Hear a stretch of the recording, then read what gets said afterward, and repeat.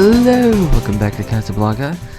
Today's episode, I'm talking about National Lampoon's Christmas Vacation, which is a 1989 film directed by Jeremiah Chechik, produced by John Hughes, who I didn't know had anything to do with this movie, and starring Chevy Chase, Beverly D'Angelo, Juliette Lewis, Johnny Galecki, Randy Quaid, Doris Roberts, Julia Louis-Dreyfus, and William Hickey.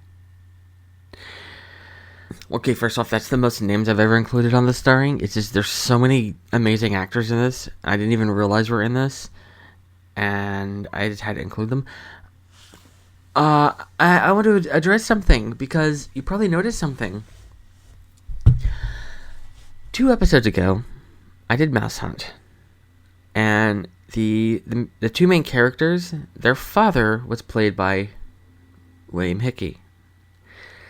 And then last week's episode was The Nightmare Before Christmas. The Mad Scientist was voiced by William Hickey. I'd already planned to cover this movie, and when I went to watch it, I was watching the opening credits, and I saw the name William Hickey. I literally paused it and was like, what? And I promise I'm not doing this on purpose. I just randomly picked 3 of his movies in a row, and I was like, nah. I looked at next week's movie just to make sure, and he is not in it.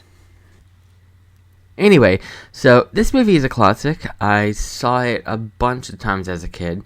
I actually saw this one and the original Vacation movie so many times as a kid. I thought it was just these 2. And then as I got older, I realized it was a whole series. I kept hearing about like European Vacation and Vegas Vacation. And I was like, oh, there's so many of these things. I thought there was like maybe like 10 of these, and they just kept making them, and there was just like a bunch of vacation movies.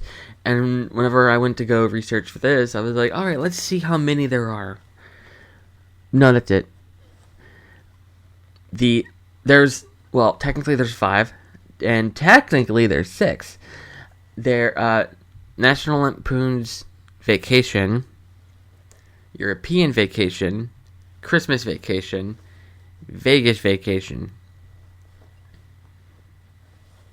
I say technically there's 5 because a few years ago they did Vacation, which is the son in the movie, Russell, him as an adult taking his family on a vacation. And I say technically 6 because in, I think, 2001 there was Christmas Vacation 2 with Cousin Eddie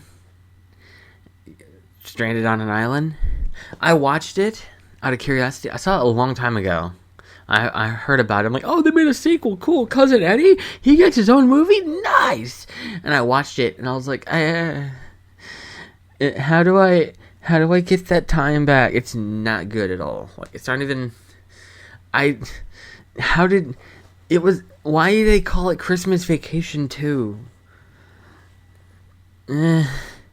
Anyway, this one's the 3rd movie in the Vacation series, and I think it's everyone's favorite because it's the one that was seen the most. I don't know. I didn't look that statistics up. I just know this is the one that people talk about, the Christmas Vacation. And yeah. Anyway,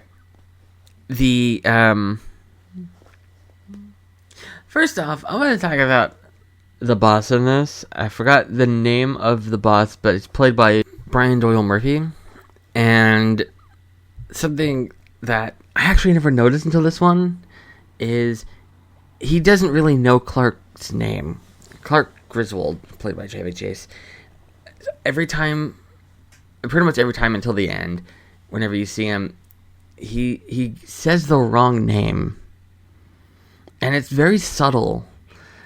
And like he calls him like Carl and Bill. I think Bill was the name of his friend. Is like, oh, sir, I'm Clark. That's Bill. And It's like, whatever you say, Bill. It's like a little subtle thing. It's kind of funny. I will say, though, that some of the jokes in here don't age well. And especially with... There's something that they do with Clark's character in every vacation movie that I've seen, which, to be fair, was only the first one and this one. I have seen Vacation, but I don't consider it part of the main series because it's so different. So, yeah.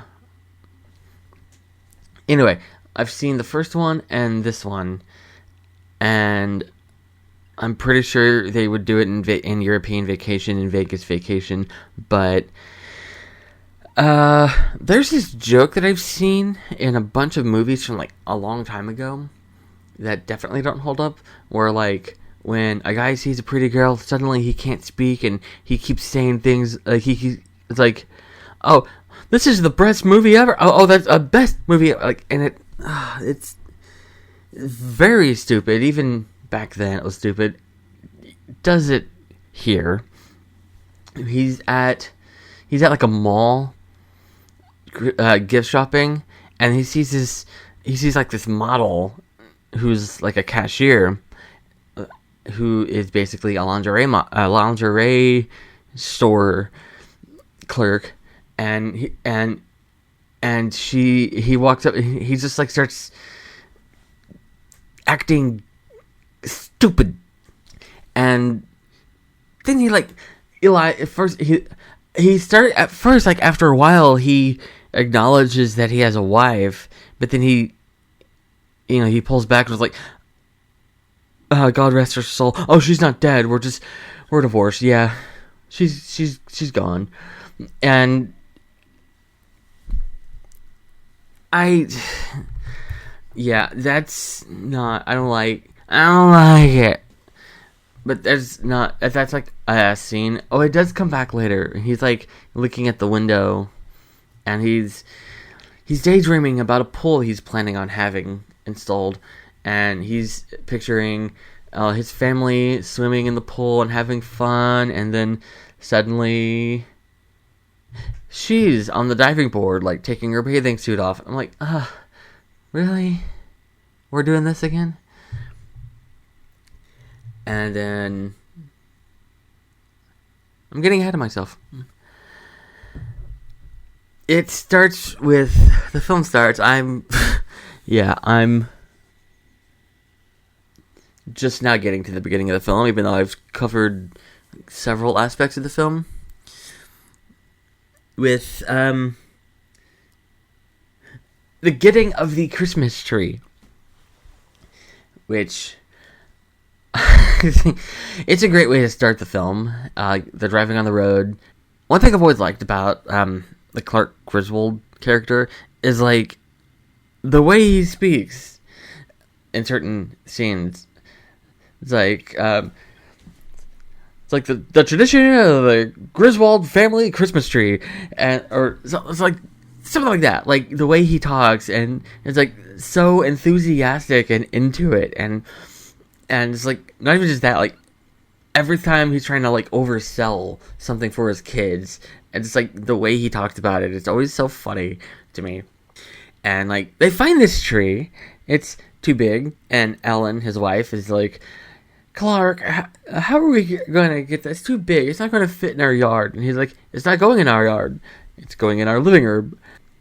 And then, so like, they're just standing there admiring this tree. And then Russell's like, did you bring the saw? And then Clark's like, just has this look on his face like, oh, I forgot the saw. And then it jump cuts to them driving in the car. And it like shows, it like pans down the tree tied to the roof, and then they dug it up by the root. And I don't know, that's funny. I was wondering, like, how do they do that with their bare hands? How do you dig up a tree with your bare hands? But I watched a video yesterday. Apparently there was a deleted scene they filmed, and it was like in the script, but they cut it. But there's like apparently when it's shown on TV, they occasionally show it where they go to like this tree lot thing and ask somebody for a saw, and the guy's like, "You got to bring your own saw." And he's like, "You got anything we can use?" And he's like, "I got a shovel." And so they dig it up, which I still think would take that seems impossible to me. But there's a lot of things in this movie that shouldn't be a thing and are. Now, if you watch this movie expecting realism, you're not gonna have fun. Like, there was a Legal Eagle video, and apparently Clark Griswold committed so many crimes in this movie, and never gets punished for anything. He starts to, because at the end, before the end, he gets his Christmas bonus, and it's a year's membership to the Jelly of the Month Club. And he gets angry, and he's like, "You know what I want for Christmas? I want my boss right here. I want someone to go grab him and bring him here so I can tell him to his face he's a low-life scumbag." And it's like that famous rant. And Eddie goes and gets him.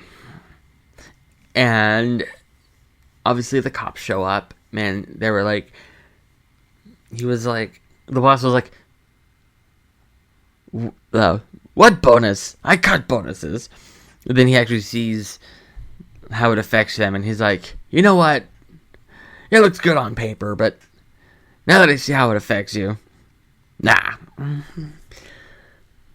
I am jumping all over this movie. Actually, do I do that a lot? I think I do that a lot. Anyway, there's a scene where Clark Griswold is trapped in an attic, and he finds some movies, some home videos from the 50s, and they're like film reels, like literal film reels, not like VHS tapes. There's like with the projector, and he's watching it, and it says Christmas 1959. This movie came out in 1989, and 1959 feels like a lot, like a long time ago, especially now, but like, it's like 1980s, 1950s. It's so far apart.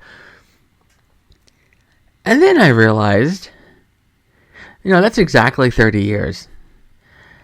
And this movie came out 34 years ago. So, also, I'm 35, so yeah. That's a longer gap than in the movie. It's just a little observation.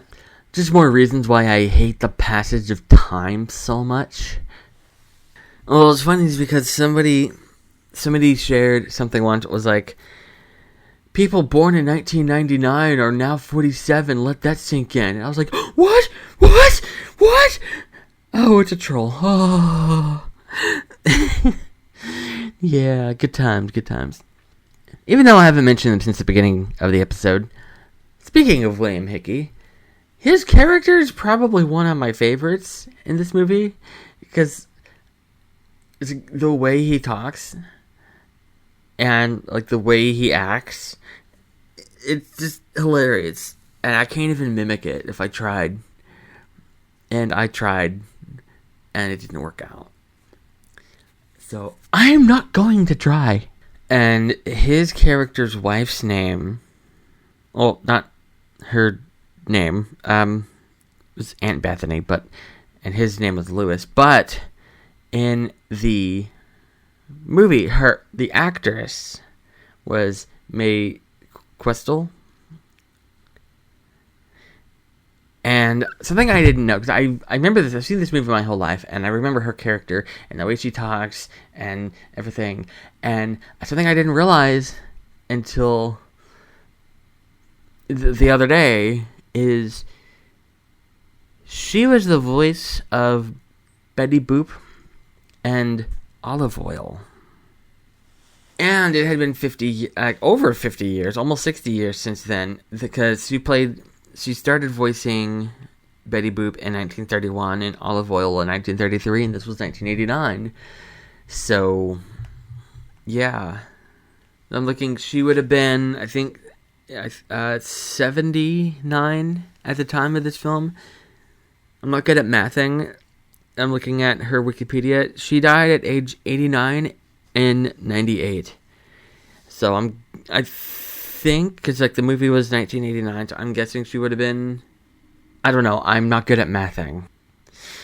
Oh, I'm looking at her Wikipedia again still. It says years active, 1930 to 1997, and like she passed away January 4th, 1998. I'm thinking there's 4 days she could have worked in 1998.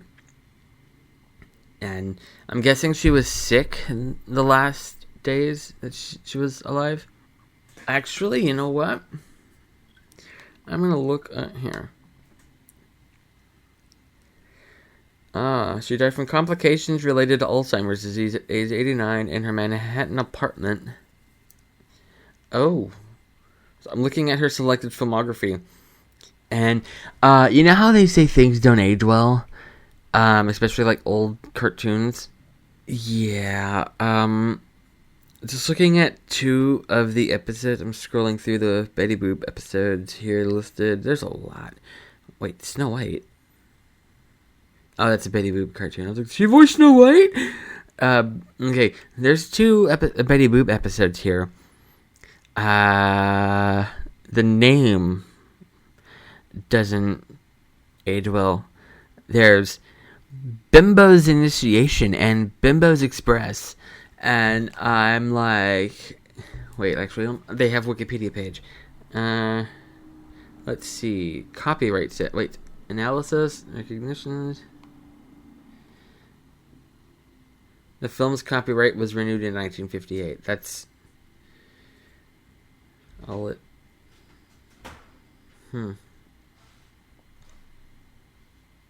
Anyway, the name doesn't age well. But anyway, yeah. This movie is a classic. I highly recommend it. It is available on Max. If you haven't seen it, go watch it. There are a few elements, like I said, that don't quite age well, but there's not a lot. And this is one of those movies that, you always hear people say, oh, they don't make them like they used to. This is one of those, they don't make them like this anymore. And, like, the kind of humor, like, there's 2 Christmas specials that, well, not specials, like, one of them's a special, one of them's a movie. There's this one that it feels like this, it really emphasizes, like, this is how, like, holidays with families are. And there's this one who's, like, really shows, like, families during a holiday season, and it's very realistic in that sense, but not, it's not a realistic movie. This isn't realism, like I said earlier. If you wanted realism, don't watch it. And then the other one, randomly enough, the Garfield Christmas special. So, yeah, probably weren't expecting that. Anyway, I'm going to end the episode here. There's one more episode left of the holiday films, and also has Christmas in the title. But there's 2 episodes left in the year. So, yeah. I'm going to end the episode here.